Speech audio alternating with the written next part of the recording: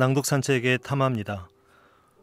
오늘 소개해드리는 책은 다른 상상 출판사에서 출간한 아들에게 보내는 인생 편지라는 책입니다.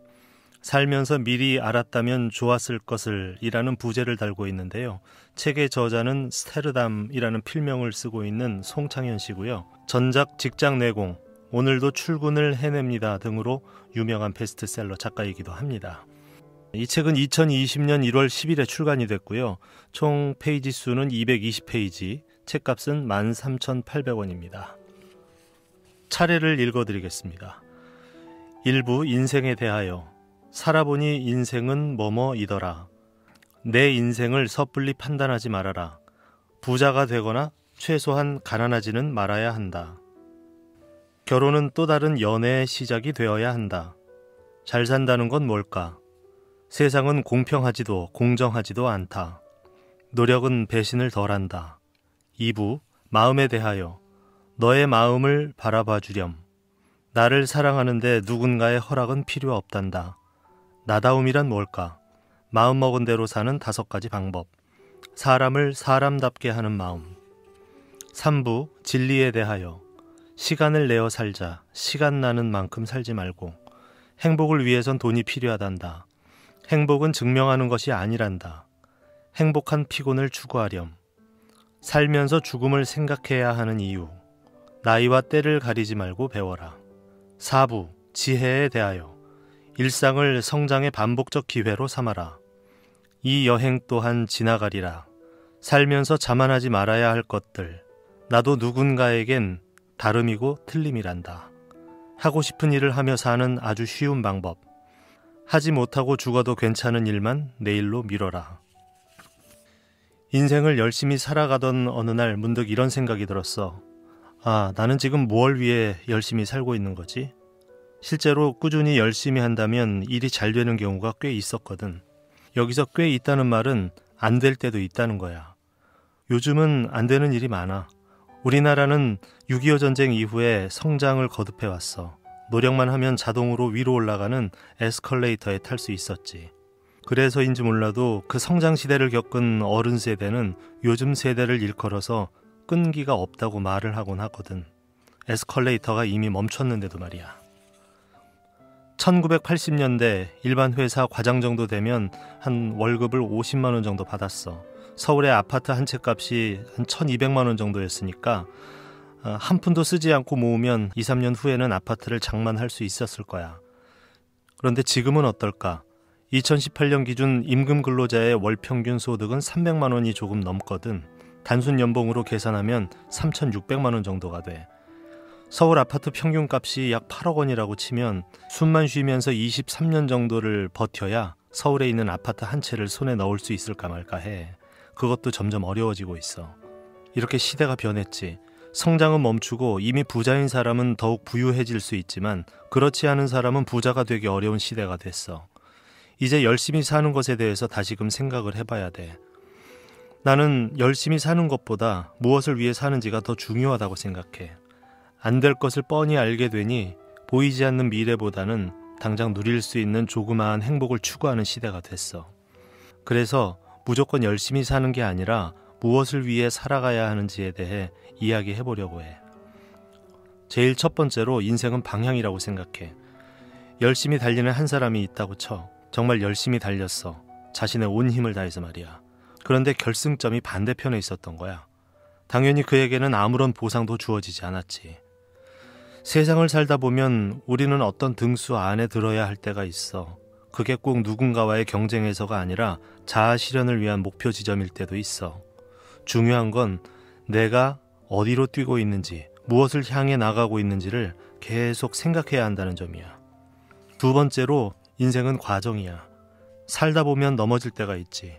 시험에 떨어지거나 원하지 않는 부서에 배치될 때처럼 목표를 달성하지 못하거나 원치 않는 상황에 맞닥뜨리면 우리는 좌절하고 말아.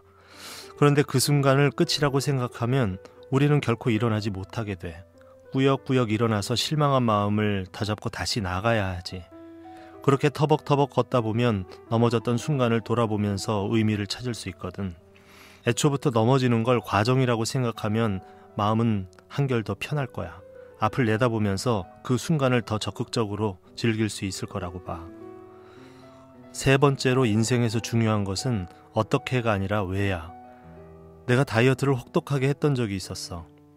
왜 다이어트를 할까 생각을 해봤는데 먼저 건강을 위해서였어. 급격하게 살이 찌니까 숨쉬기가 어려웠고 그런 스스로를 바라보면서 겁이 났어. 그리고 두 번째로는 사회생활을 위해서였어. 스트레스로 굳은 얼굴, 또 비대한 몸과 헐떡이는 숨, 그 누구에게도 매력적이지 않았지. 사회생활을 하면서 사람들을 만날 때에는 호감이 매우 중요한 요소거든. 사회생활을 잘 해야 우리 가족이 먹고 살 수도 있는 거고 말이야. 왜를 짚어보는 것은 다이어트뿐만이 아니야. 나에게 닥친 문제를 찬찬히 받아들이고 해결할 때 큰 도움이 돼. 왜라는 질문을 바탕으로 해서 인간과 사회를 바라보는 학문이 바로 인문학이야. 우리가 살아가야 할 방향을 고민하게 만들고 지금 이 순간이 과정임을 느끼게 해주기도 하고 또 왜 사는지, 우리의 마음은 어떤지, 사람이란 존재는 무엇인지 등을 생각해보게 하지. 인문학은 사실 거창한 게 아니야. 우리의 마음을 들여다보고 생활과 삶, 그리고 행동과 생각을 돌아보는 그 자체가 바로 인문학이거든. 인생의 방향을 생각하고 과정을 즐기면서 왜라는 질문을 자꾸 던지는 하루하루가 되기를 바래. 아빠가 어렸을 때 농구 황제 마이클 조던을 무척 좋아했었어. 그때는 인터넷이 없어서 뉴스 속 하이라이트 영상으로 마이클 조던을 접하곤 했는데 영상 내내 득점하는 장면이 이어졌지. 누구보다 빠르게 뛰고 높이 날아오르고 또 불가능해 보이는 슛을 성공시키고 농구 황제라는 수식어가 입에서 저절로 나왔어. 그런데 어느 날 그 마이클 조던이 속한 시카고 불스의 전체 경기 영상을 입수하게 됐어. 얼마나 설레던지 전날 잠까지 설쳤어. 드디어 그 경기 영상을 아빠가 직접 보게 됐어. 손이 땀으로 흠뻑 젖지 않을까 긴장하면서 말이야. 그런데 막상 보고 나니까 그렇게 흥미진진하지 않았던 거야. 전체적으로 긴박감과 역동성은 있었지만 뉴스 하이라이트에서 봤던 마이클 조던은 거기에 없었어. 실제는 달랐던 거지. 마이클 조던도 슛을 골인시키지 못하기도 했고 공을 빼앗기기도 했고 또 누군가의 수비에 막히기도 했어. 모든 슛을 날아올라서 덩크슛한 것도 아니고 전매 특허인 페이드어웨이 슛이나 2단 점프 슛도 가뭄에 콩나듯이 나왔어. 그 영상 속에 마이클 조던은 있었지만 내 영웅은 없었던 거야. 나 빼고 잘 나가는 세상, 나보다 많이 이루고 더 많이 갖고 더 행복한 사람들이 주위에 많다는 생각이 들면서 내 인생은 왜 이럴까 한탄했던 적이 많아. 아빠가 인생을 살다가 이렇게 힘들어했던 때를 돌아보면 다른 사람의 인생을 마이클 조던의 하이라이트 영상처럼 봤던 것 같아. 다른 사람이 가진 좋은 것과 내가 가지지 않은 것을 비교했으니 얼마나 힘들었겠니? 그렇게 다른 사람들의 삶은 하이라이트로만 보기는 쉬워. 반대로 우리 스스로의 삶은 지루한 부분도 많은 전체 영상으로 느껴지고 말이야. 반대로 생각해보면 다른 사람들도 분명 내 삶을 하이라이트로 보고 있을 거야. 그래서 SNS에는 불행이 없다라는 말이 괜히 생긴 게 아닌 것 같아. 정신 바짝 차려야 돼. 내가 남의 삶을 하이라이트로 보는 것과 같이 다른 사람들도 내 삶을 그렇게 볼 수 있다는 것. 이 말은 다른 사람의 삶을 좋게 바라본다는 뜻도 있지만 또 그저 쉽게 생각하는 경향이 있다는 의미이기도 하거든. 남의 속사정이나 비전은 잘 알지도 못하면서 말이야. 그래서 다른 사람의 삶을 하이라이트로 볼 때는 그 이면을 잘 살필 수 있어야 돼. 한 가지 더 중요한 게 있는데 내 삶의 하이라이트를 볼 줄 알아야 돼. 내 삶은 길고 긴 롱테이크 장면처럼 지루해 보일지 모르지만 순간순간 소중하고 의미 있는 클립 영상들이 있게 마련이거든. 그걸 알아차려야 돼. 조용한 시간에 노트를 펼쳐서 기억하고 싶은 순간을 하나하나 써내려가 보면 어떨까 싶어. 아니면 잠자리에 누워 잠들기 전에 과거에 기분 좋았던 순간을 떠올려 봐도 좋고 또 그렇게 마음속에 그 누구와 비교할 필요가 없는 나만의 하이라이트 영상을 만들어 보는 거야. 누군가의 인생을 쉽게 생각하거나 판단하지 말아야 돼. 내 것이라면 더욱더 말이야. 아빠, 저는 무슨 수저예요? 네가 처음으로 나한테 이 질문을 했을 때 올 것이 왔구나 하는 생각을 했어.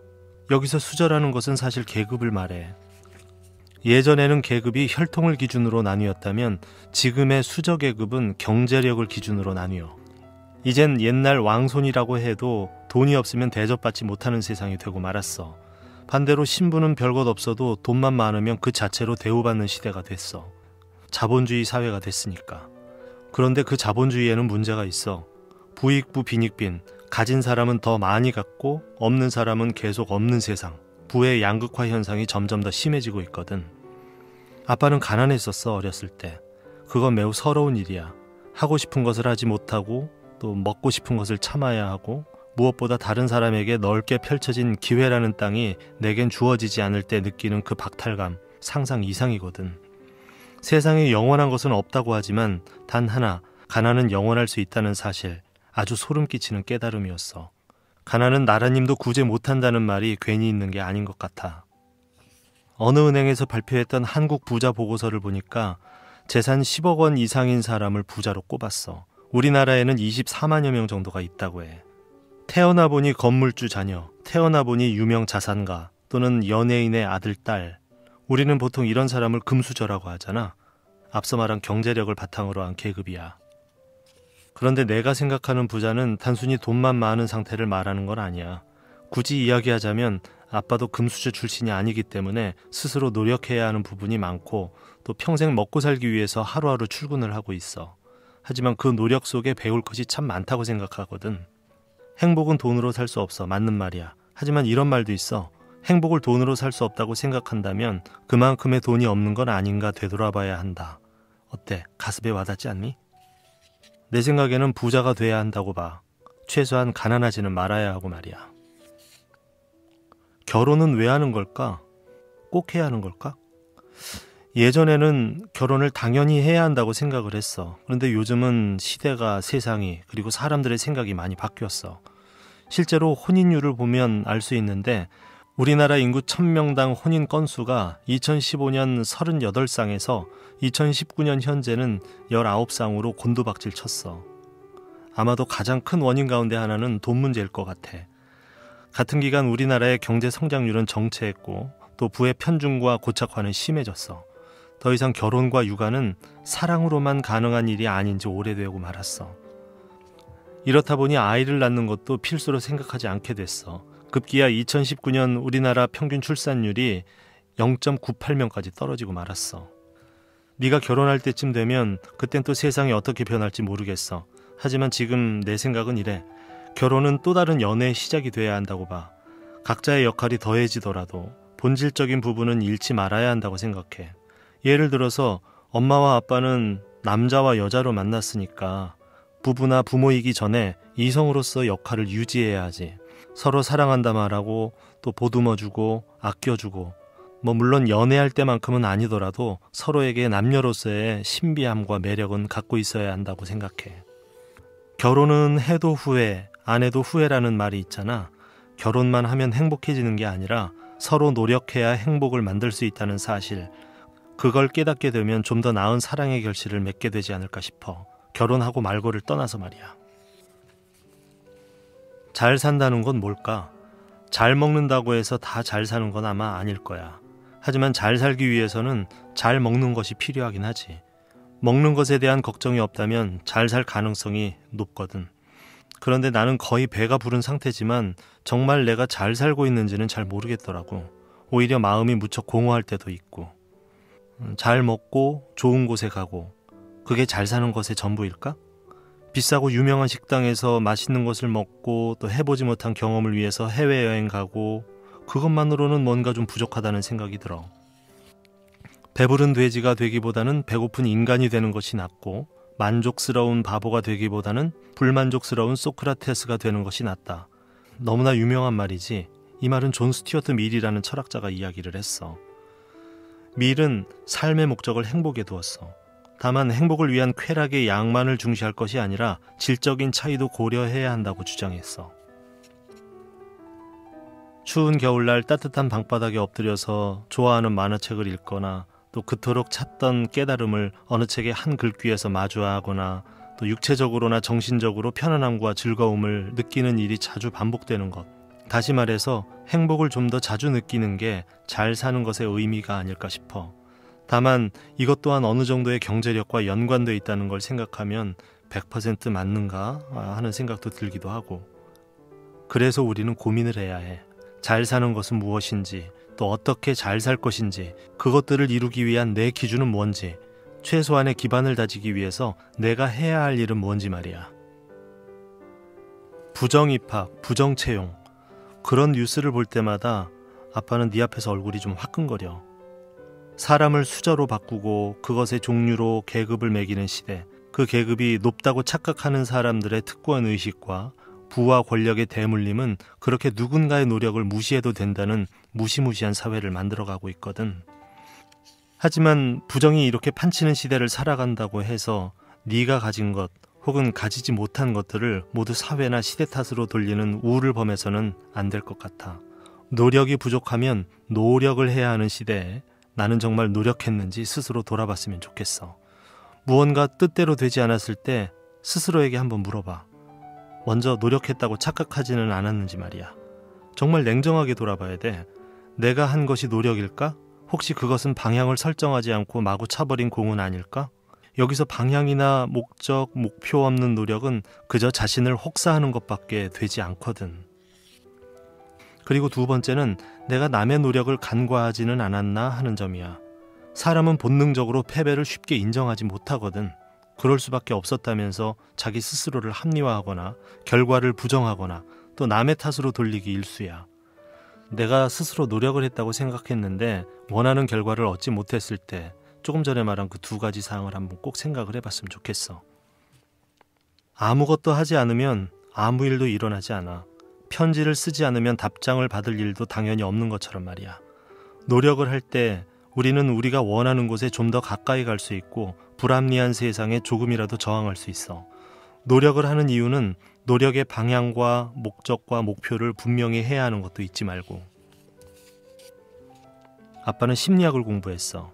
사람의 마음이 관심이 많았지. 그래서 놀림을 당했을 때 누군가는 대수롭지 않게 넘어가고 또 누군가는 큰 상처를 받는 이유가 뭘까 많이 궁금했거든. 그 차이가 도대체 어디서 나오는 걸까? 쉽게 이야기하면 이건 받아들이는 마음에 따라서 다르다고 할 수 있어. 심리학은 그래서 세상을 받아들이는 과정 자체에도 관심을 기울이고 있어. 그 과정을 지각심리, 또 인지심리로 이렇게 나누게 되는데 여기서 지각은 알아서 깨닫는 것, 감각기관을 통해서 외부의 사물을 인식하는 작용을 말해. 인지는 어떠한 사실을 분명하게 인식해서 아는 것이라는 뜻이고 그래서 심리학은 세상을 받아들이는 과정 자체에도 관심을 기울이고 있어.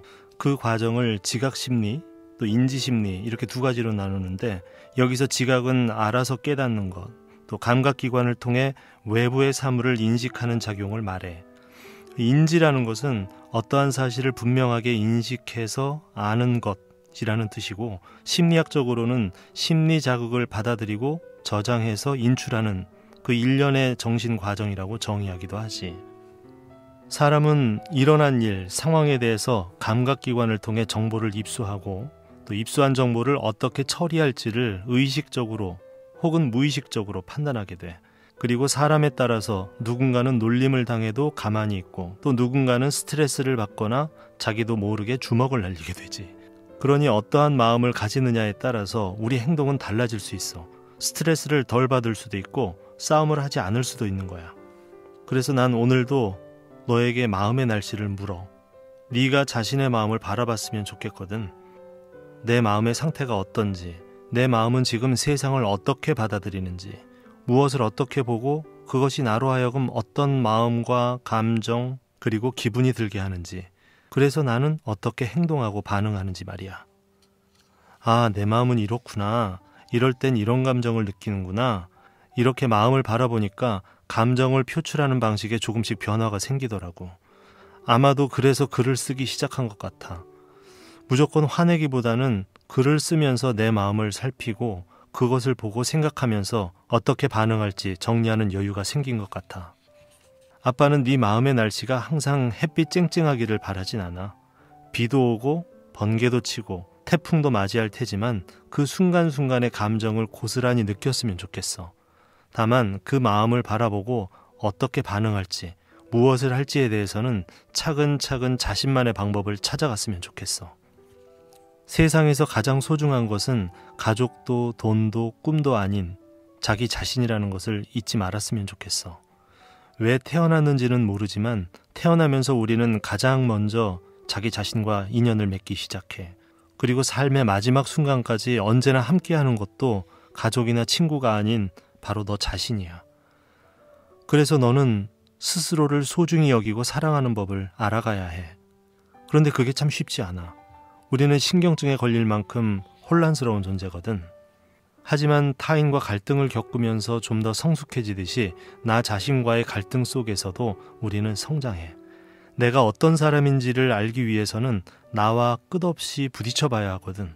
무엇보다 정체감을 확립하려 노력해야 한다는 것을 잊지 말았으면 좋겠어. 그건 어떤 특성이나 역할의 집합이 아니라 심리적 안정감의 개념이야.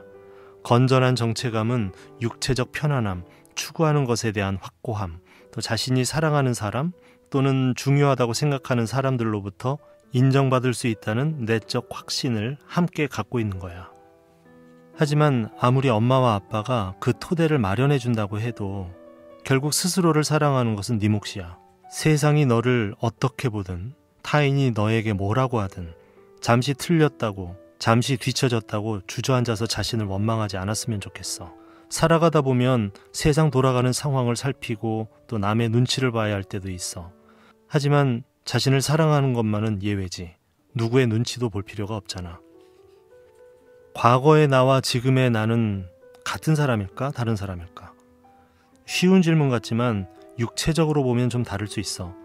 우리의 피부세포는 1년에 3.6kg이나 죽어서 떨어져 나가고 우리의 내장과 적혈구 등은 짧게는 2, 3일, 길게는 5개월마다 새롭게 바뀌어. 그래서 과거의 나와 지금의 나는 육체적으로 분명히 다르다고 할 수 있어. 그런데도 불구하고 우리는 과거의 나와 지금의 나를 왜 동일하게 생각을 하는 걸까? 그건 바로 신경세포가 바뀌지 않기 때문이야. 그 신경세포로 우리는 생각이라는 걸 하게 돼. 데카르트가 말했던 것처럼 나라는 존재를 보증하는 것이고 과거의 나와 지금의 나를 동일시할 수 있게 하는 거지. 내가 나임을 인지하는 상태. 그걸 결국 우리는 나다움이라고 할 수 있거든.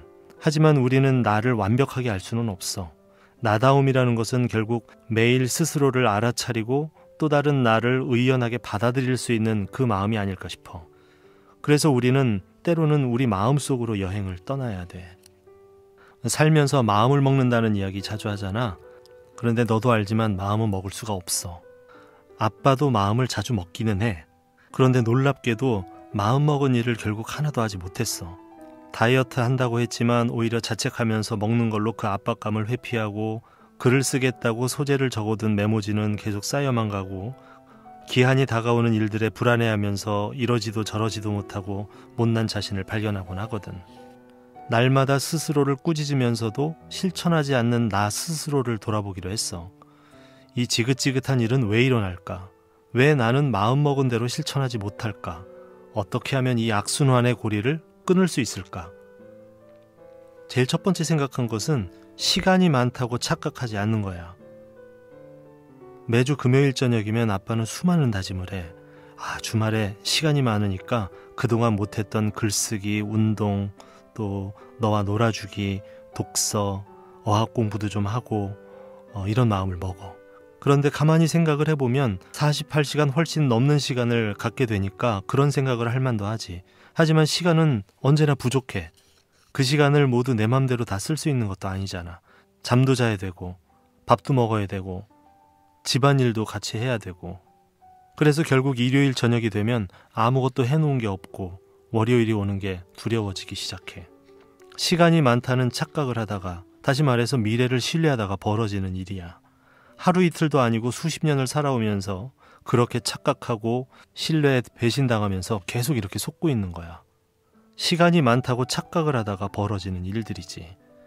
이게 하루 이틀도 아니고 평생 일해왔는데도 계속 속고 있는 것 같아. 그래서 너는 시간이 많다고 착각하지도 또 미래를 신뢰하지도 말았으면 좋겠어. 그냥 그저 현재에 충실하게 살면 좋을 것 같아. 그리고 두 번째는 지금의 감정이 나중에도 그대로 유지될 거라는 착각을 하지 말아야 될 것 같아. 마음을 먹는 그 시점은 되게 감정적인 경우가 많거든. 그런데 감정은 잘 보면 유동적이야. 자, 지금 먹고 있는 이 감정이 당장 오늘 저녁이 되면 운동복을 입고 나가서 뛸 만큼 유효하지 않은 경우가 많거든. 순간순간 우리의 마음은 변하고 또 변해. 그래서 감정에 따라서 쉽게 마음을 먹기보다는 왜 그래야 하는지에 대해서 먼저 스스로에게 물어보고 감정에 덜 휘둘릴 때 다짐을 하는 게 좋겠지. 그리고 세 번째는 완벽하지 못할 거라는 생각에 시작을 두려워해서는 안 될 것 같아. 이걸 지연행동이라고 하는데, 지연행동을 하는 사람이 그렇지 않은 사람보다 감정을 관장하는 편도체가 큰 걸 발견했대.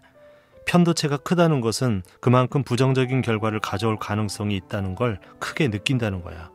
하고 싶은 마음이 있으면서도 흐지부지 되지 않을까 하는 두려움에 아예 그걸 시작조차도 하지 않고 덮어버린다는 거야.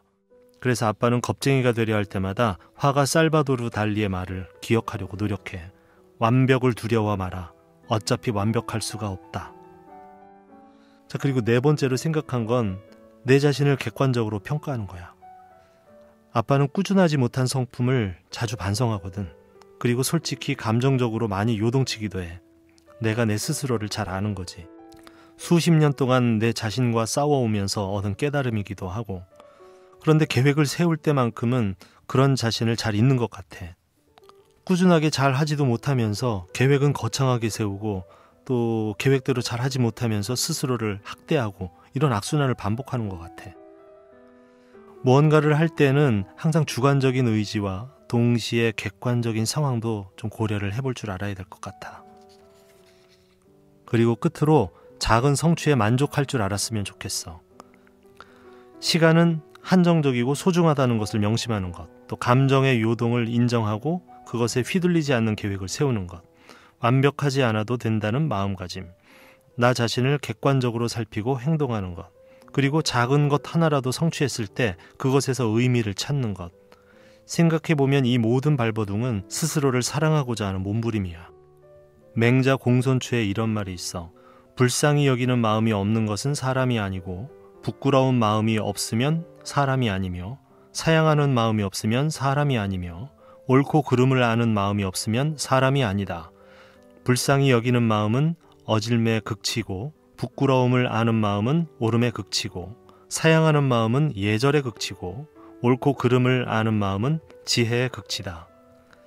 아빠 생각에는 다른 사람의 어려움을 헤아릴 줄 알고 또 도울 줄 아는 사람이 좋은 사람이라고 생각해. 뭐 당연한 얘기겠지.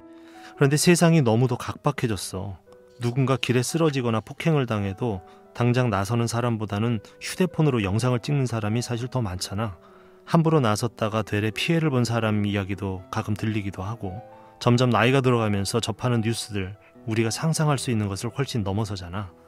측은지심은 누구에게 칭찬을 받고자 하는 마음이 아니라고 생각해. 사람이라면 자연스럽게 드는 마음이야. 만약 어린아이가 막 우물에 빠질 것 같은 모습을 본다면 누구든 놀라고 구해야겠다는 생각을 하게 돼. 맹자는 그걸 사람은 모두 남에게 차마 어쩌지 못하는 마음이 있다, 이렇게 표현을 했어. 그래서 잔혹한 짓을 한 사람에게는 짐승만도 못하다는 말을 하는 것 같아. 전력을 다해 시간에 대항하라. 톨스토이가 이렇게 말했어. 이만큼 시간에 대해 강렬한 명언이 또 있을까 하는 생각이 들어. 시간은 사실 속절이 없지. 그러니까 우리는 열렬하게 대항을 해야 해. 그렇지 않으면 시간은 우리를 그저 짓밟고 지나갈 수도 있거든. 우리가 시간에 속절없이 당하는 경우는 대개 시간이 나면 무엇을 해야겠다, 이렇게 마음을 먹을 때인 것 같아. 그래서 시간이 날 때가 아니라 시간을 내서 무언가를 하면서 시간에 대항하는 삶을 살아가야 해. 아빠의 삶을 돌아보면서 아쉬운 점들을 이야기해 볼까 해. 아빠도 계획한 모든 것을 할 수는 없었거든. 하지만 잊지 않으려고 노력을 해. 그러다 보면 결국 시간을 내서 시간에 대항하는 자신을 발견할 수 있거든. 제일 먼저 독서야. 사람은 책을 만들고 책은 사람을 만들잖아. 그래서 전해 내려오는 이야기들과 나와 생각이 다른 사람들의 논리와 상상력은 시간과 공간을 초월하는 의미를 갖게 돼. 소크라테스도 책을 많이 읽어라. 남이 고생해서 얻은 지식을 아주 쉽게 내 것으로 만들 수 있고 그것으로 자기 발전을 이룰 수 있다, 이렇게 말했어. 그래서 독서는 시간에 대항하는 아주 좋은 방법이라고 생각해. 남는 시간에 책을 읽겠다는 생각은 버리는 게 좋아. 절대 그런 시간은 오지 않거든. 단호하게 시간을 내서 책과 함께 해야 해. 남는 시간이 혹시나 생긴다고 한들 책이 스스로 우리에게 다가오는 일은 절대 없어. 두 번째는 운동이야. 운동도 독서와 마찬가지로 네가 커갈수록 할 수 있는 시간이나 기회가 기대 이상으로 줄어들 거야. 사회생활을 하면서 정기적으로 운동하는 건 정말 쉽지 않거든. 말 그대로 시간을 내야 하는 일이야. 그리고 또 하나는 어른의 운동은 생존을 위한 거야. 하루가 다르게 처지는 체력, 또 운동하지 않으면 이대로 생을 마감할 수도 있겠다는 불안감 때문이라는 걸 나도 요즘 깨닫고 있어. 그래, 도저히 안 되겠다 싶어서 퇴근길을 걸어오거나 또 출장지에서도 조깅을 하거나 시간을 만들어서 운동을 하고 있거든. 땀을 흘리고 걷고 움직여야 해. 그걸 통해서 스트레스가 감소되고 많은 영감이 떠오르는 건 그 어떤 것으로도 대체할 수 없는 생각지 못한 선물이기도 해. 세 번째는 사색이야. 요즘은 사색할 시간이 없는 시대야. 팝콘 브레인이라는 말이 있어. 첨단 디지털 기기에 익숙해져서 뇌가 현실에 무감각해지거나 또 무기력해지는 현상을 말해. 이런 현상이 심해지면 자아를 잃을 수 있어. 바람에 다니는 낙엽처럼 바람이 이리 불면 이리로, 또 저리 불면 저리로 중심 없이 날아다니는 삶을 살게 돼. 아빠는 유튜브를 보면서 그런 생각을 할 때가 있어. 어떤 영상을 봤는데 그와 관련된 영상들이 계속해서 끊임없이 나오잖아. 그런데 나도 모르게 그걸 계속 보고 있다 보면 어떨 때는 좀 무섭다는 생각이 들어. 고민하고 검색하고 선택할 틈도 없이 생각의 폭이 좁아지는 줄도 모르고 몰두하는 그런 내 자신을 어느 순간에 발견하게 되잖아. 그럼 정말 깜짝 놀라곤 하거든.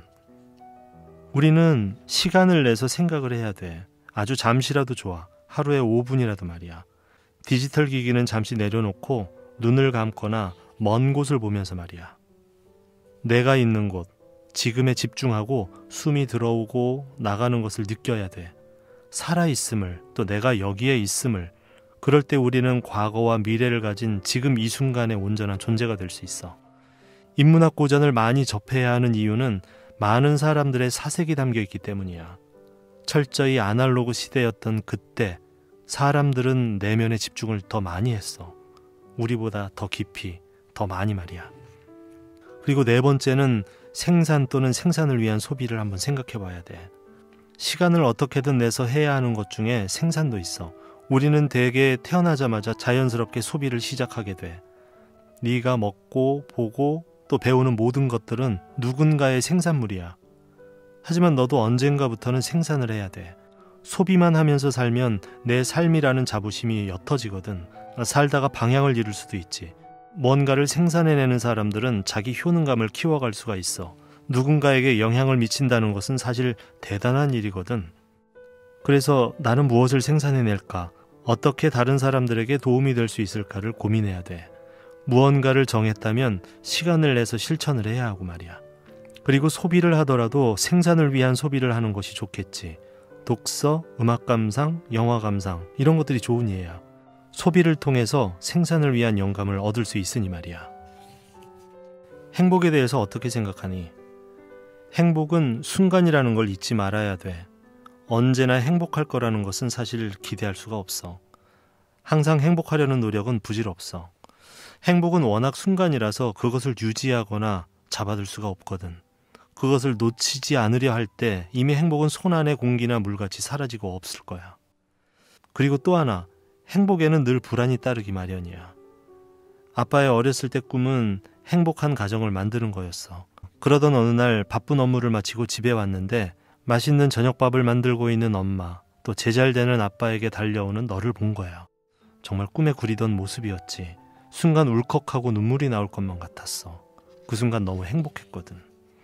그런데 말이야, 그 행복한 마음은 순간 잃었다가 이내 사라졌어. 그리고 갑자기 혹시라도 내가 잘못해서 이 행복이 깨지면 어쩌지? 이 행복한 순간을 유지할 수 있을까? 이런 생각이 들었어. 너무 불안했어. 평생을 꿈꿔왔던 바람이 이루어진 행복 속에서 아빠는 그걸 만끽할 겨를도 없이 또다시 불안에 빠진 거야. 호메오스타시스라는 말이 있어. 호메오와 스타시스의 합성어인데 우리말로는 항상성이라고 말해. 심리학에서는 이 말이 마음의 중심을 의미해. 아빠는 행복은 호메오스타시스 상태에 있는 거라고 생각을 해.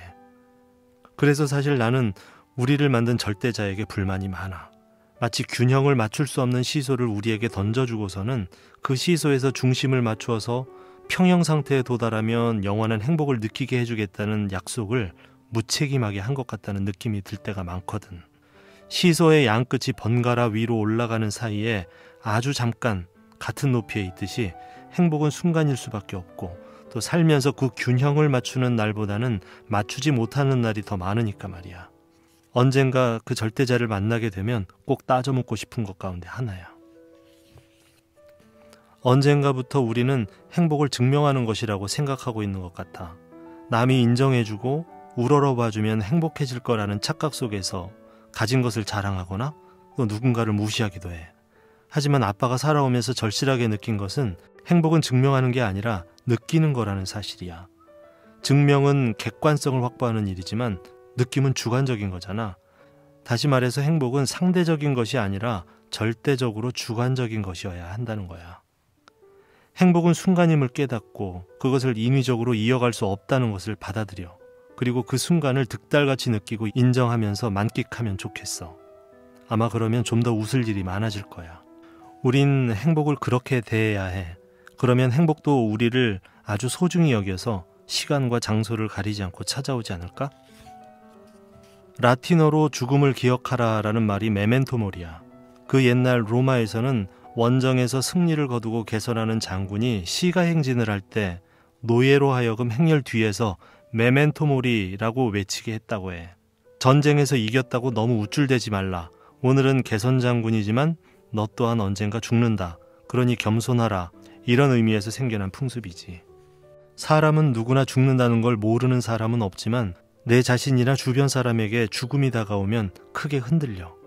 죽음이라는 필연을 알고 있었음에도 불구하고 신압으로 또는 급작스럽게 다가오는 상황에서 사람들은 마치 자신과 주위 사람은 영원히 살 수 있다고 믿었던 것처럼 반응하거든. 그래서 죽음은 우리에게 두렵고 슬프고 일어나지 않았으면 하는 일이야. 프로이트는 삶의 의지인 에로스와 죽음 충동인 타나토스를 동전의 양면과 같다고 말했어.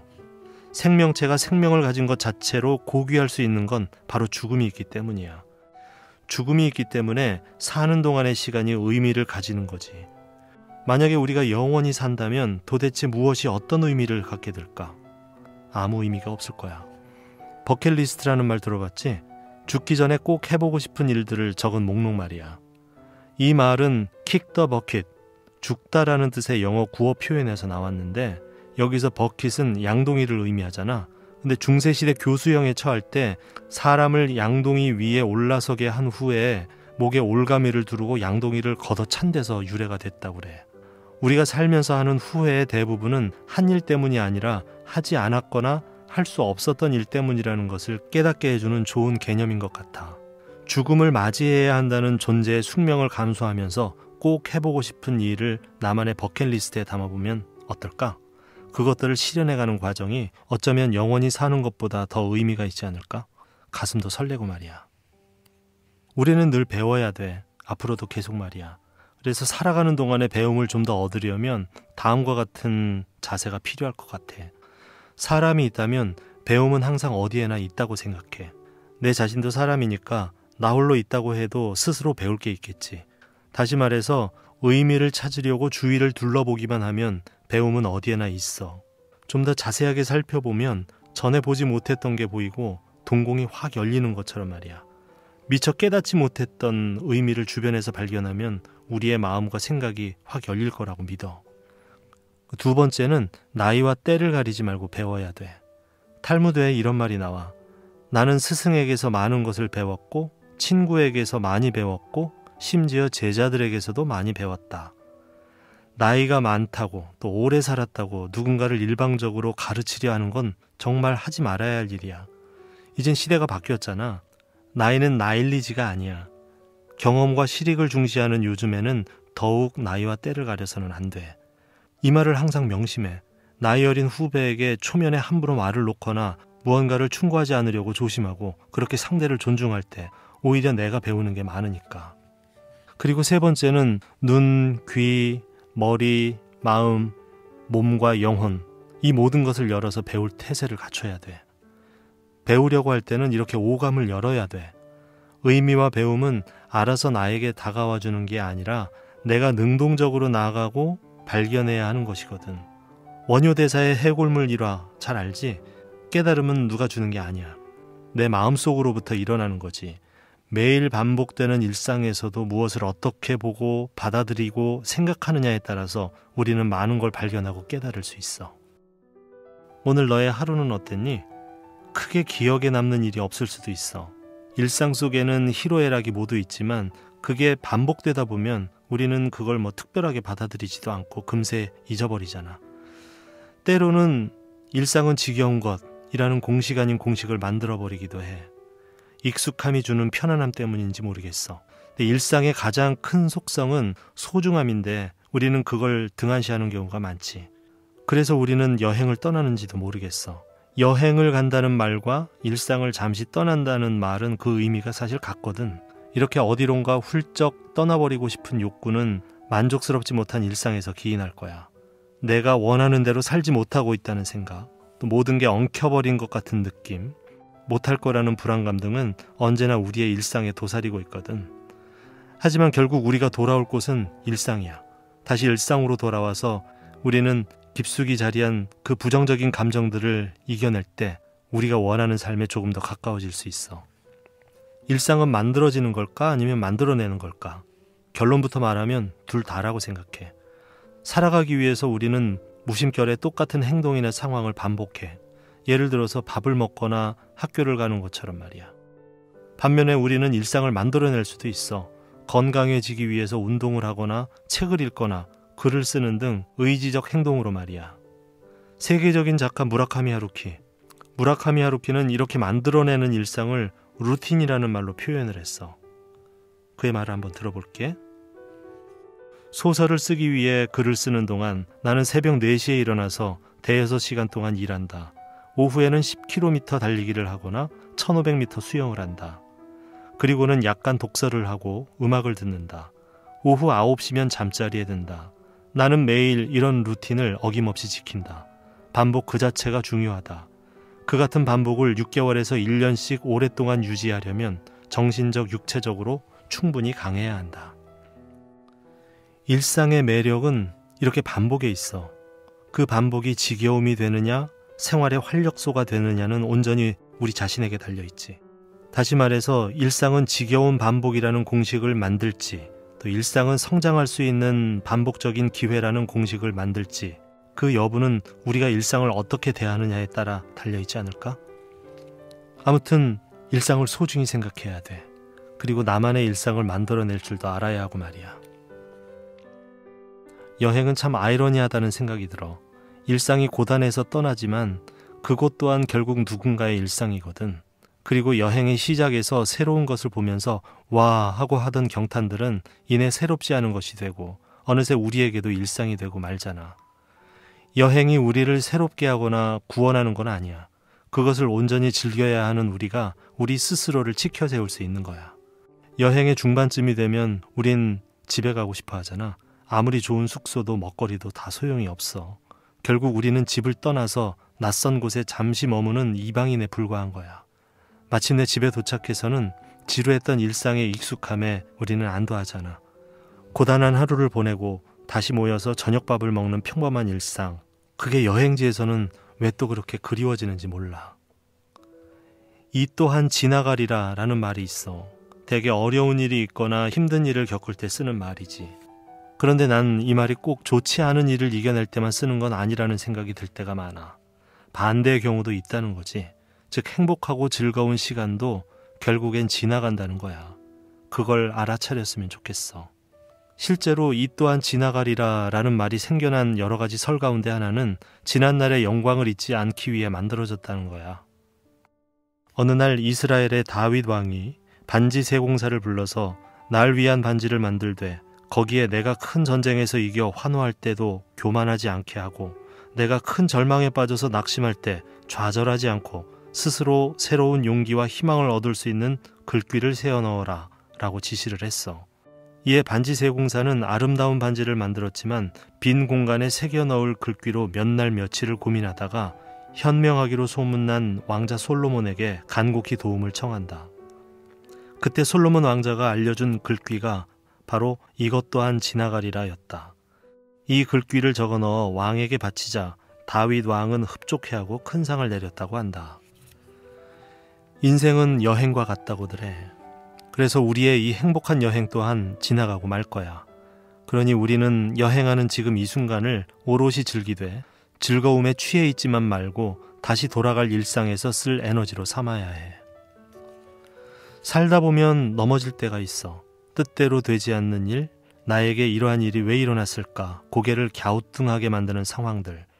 하지만 넘어진 순간부터 일어나기 전까지가 우리 마음을 돌아볼 수 있는 아주 좋은 기회라는 걸 살다 보면 알게 될 거야. 더불어 자신이 걸려 넘어진 돌부리에는 자만, 교만, 거만이라는 글자가 새겨져 있음을 보게 될 거고 말이야. 그 중에서도 자만하지 않도록 가장 경계해야 할 것들이 있어. 제일 첫 번째는 건강 앞에서 자만하지 말아야 돼. 건강한 육체는 영혼의 사랑방이며 아픈 몸은 그 감옥이다라는 말이 있어. 건강에 대해서는 아무리 강조해도 지나치지가 않아. 몸이 약하면 영혼도 마음도 쇠약해질 수 있다는 걸 미리 알아야 돼. 자신의 건강에 감사하되 절대 자만하지는 말길 바래. 매일매일 내 몸 상태를 파악하고 또 그 소리를 잘 들어봐야 돼. 두 번째는 내일이라는 시간을 두고 자만하지 말았으면 좋겠어. 아마도 우리가 가장 많이 자만하는 부분이 시간일 것 같아. 특히 오늘 하지 않은 일을 내일 할 수 있다고 생각하는 건 큰 어리석음이야. 도대체 우리는 뭘 근거로 오늘 하지 못한 걸 내일 할 수 있다고 믿으면서 미루는 걸까? 심리학 연구에 따르면 너무 완벽하게 하려는 마음 또는 학습된 무기력, 불안에 따른 동기 결여, 상황의 압도당함 등이 원인이라고 해. 즉 완벽하게 하려는 마음에 시도를 하지 않거나 내가 그렇지 뭐 하면서 반복해서 실망하는 경우, 또 불안함에 아무것도 하지 못하는 경우가 많다는 얘기야. 지금 내가 하지 못하는 것에 대한 욕구 불만을 내일이라는 기회 요소로 전이시키고 현재의 불편한 마음을 해소하려고 하는 것이 사람의 본능이거든. 오늘 해야 할 일은 오늘 해야 돼. 그리고 세 번째, 젊음을 자만하지도 말았으면 좋겠어. 너희 젊음이 너희 노력으로 얻은 상이 아니듯 내 늙음도 내 잘못으로 받은 벌이 아니다. 젊음에 대해 이야기할 때 아빠는 영화 은교의 이 대사가 떠올라. 언젠가 너도 나이가 들 거야. 젊음은 시간이라는 빛을 타고 속절없이 흘러가거든. 하루하루가 다르게 느껴지는 날이 올 거야. 몸도 마음도 예전과 같지 않은 그날이 말이야. 젊음은 인생의 어느 기간을 말하는 게 아니라 마음가짐의 상태를 말하기도 해. 몸은 늙어도 마음은 젊을 수 있다는 것이 어쩌면 사람에게 주어진 작은 위로가 아닐까 싶어. 그래서 그 젊음을 만끽했으면 좋겠어. 다만 젊음을 자만해서 치기 어린 행동을 하거나 또 몸이 젊다고 꼭 마음까지 젊을 거라는 착각을 하지 않도록 항상 자신을 돌아보길 바래. 아빠는 상대방이 말할 때 다름과 틀림을 구분해 사용하는지 유심히 보는 편이야. 두 단어의 적절한 사용에 관심이 많거든. 다름과 틀림은 그 뜻이 확연히 같지 않은데 틀림으로 통용하는 경우가 있기 때문이야. 예를 들어서 사과와 배는 틀리다고 말하는 사람들이 생각보다 많아. 사과와 배는 다른 거잖아. 그 둘은 틀리고 말고 할 성질이 아니란 말이야. 다른 것을 틀리게 보기 시작하면 갈등이 커져. 사회 안에서 다름과 틀림을 구분하지 못하는 사람이 많게 되면 주변 사람들이 힘들어지는 건 물론이고 그 사회 자체가 혼란스러워지게 마련이야. 아빠는 너희가 그런 사람이 되지 않았으면 좋겠어. 나와 다른 사람을 틀리다고 규정하는 사람은 자신 역시 다른 사람과 다르다는 것을 부정하거나 모르기 마련이지. 내 생각에는 대부분 그것을 모르는 쪽인 것 같아. 부정하는 쪽이라면 다름과 틀림의 차이를 알면서도 일부러 틀리다는 말을 사용하는 사람일 테고 나쁜 의도를 가졌을 가능성이 높아. 하지만 아빠는 그 차이를 모르고 사용하는 사람이 더 무서운 사람이라고 생각해. 스스로 알지 못하면서 무의식적으로 다른 것은 틀리다고 말하면서 상대를 그렇게 규정해버릴 수 있으니까 말이야. 사용하는 단어를 가지고 누군가를 재단하기보다는 스스로 다름과 틀림을 잘 구분하고 있는지 돌아봤으면 좋겠어. 내가 누군가와 다를 수 있고 틀릴 수도 있으니까 말이야. 꼭 명심해. 불필요한 갈등을 일으키거나 다른 사람들을 쉽게 판단하는 오만을 범하지 않도록 말이야. 그래서 삶을 더욱 지혜롭게 바라볼 수 있도록 말이지. 아빠가 강연을 하면서 많은 사람들에게 질문하는 게 있어. 그게 뭘까? 한번 곰곰이 생각해봐. 바로 하고 싶은 일과 해야 하는 일, 그중 하나를 골라야 한다면 과연 무엇을 고르겠는가야? 정답은 분명히 있어. 바로 돈이 되는 일이야.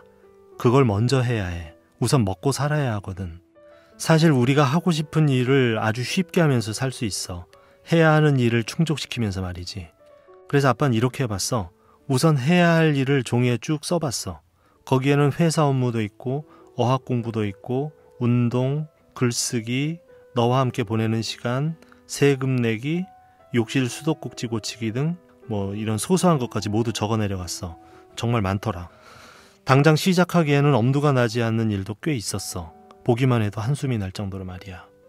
그런데 맨 위에 쓴 제목을 해야 할 일에서 하고 싶은 일로 바꿔 써봤어. 그랬더니 피식 웃음이 났어. 정말로 그 일이 하고 싶은 일들로 보이기 시작했거든. 결국 내 마음을 편하게 하기 위해서 해야 하는 일이지만 그건 곧 하고 싶은 일이기도 하다는 걸 깨닫게 됐어. 그 방법의 효과는 생각보다 컸어. 지금 당장 종이에다가 해야 하는 일을 쭉 써봐. 그리고 제목을 하고 싶은 일로 한번 바꿔봐. 그러면 아빠가 경험한 작은 기적을 아마 너도 경험하게 될 거야. 내일은 없다고 생각하고 살아라. 오늘이 내일이다. 철강왕 카네기가 한 말이야. 오늘의 소중함을 알려주는 말이지. 오늘 해야 할 일을 내일로 미루지 말라는, 더 나아가서 오늘 최선을 다하지 않으면 안 된다는 강력한 메시지이기도 해. 하지만 내일로 미루어도 좋은 것들이 있어. 알려줄게. 제일 먼저 과식, 야식, 그리고 폭식이야. 한밤중에 찾아오는 허기, 그걸 온전히 참아낼 수 있는 사람이 얼마나 될까? 하지만 나이가 들면 자기도 모르게 어느샌가 달라지게 돼. 욕구는 그대로 남아있지만 신체적으로 소화시키지 못하는 때가 오거든. 식욕을 내일로 미루어서 몸이 가벼워졌던 경험, 그래서 되찾은 건강은 큰 배움이었어. 무엇보다 마음을 다시 안정시키고 나 자신을 사랑할 수 있게 돼서 좋았어. 두 번째는 남에 대한 상대적인 부러움이야. 영화 예고편만을 보고 그 영화가 재미있다 혹은 재미없다 판단하지는 않잖아. 내 눈에 비친 다른 사람의 모습도 영화 예고편과 같아.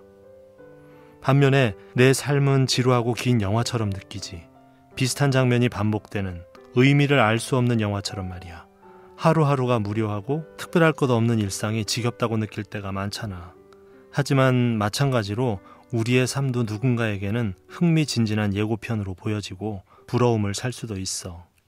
절대로 다른 사람과 자신을 비교하면서 부러움으로 소중한 오늘을 놓치거나 망쳐서는 안 돼.